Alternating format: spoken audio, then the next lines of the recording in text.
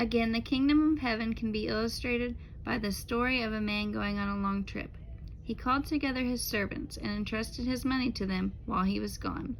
He gave 5 bags of silver to one, 2 bags of silver to another, and 1 bag of silver to the last, dividing it in proportion to their abilities.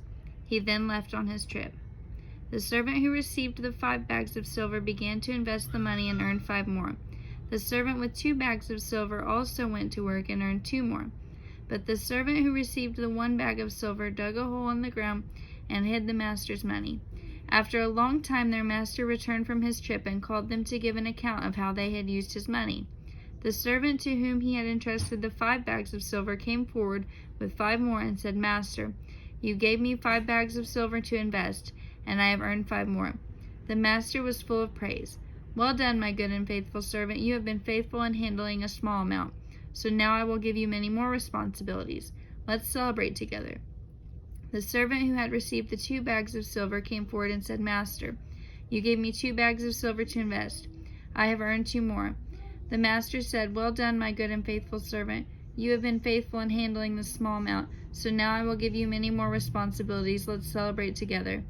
Then the servant with 1 bag of silver came and said, "Master, I knew you were a harsh man, harvesting crops you didn't plant and gathering crops you didn't cultivate.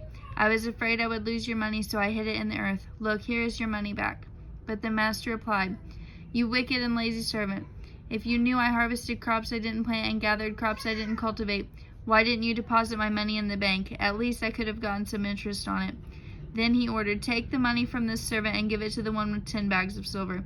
To those who use well what they are given, even more will be given, and they will have an abundance.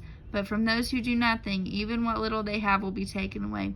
Now throw this useless servant into outer darkness, where there will be weeping and gnashing of teeth."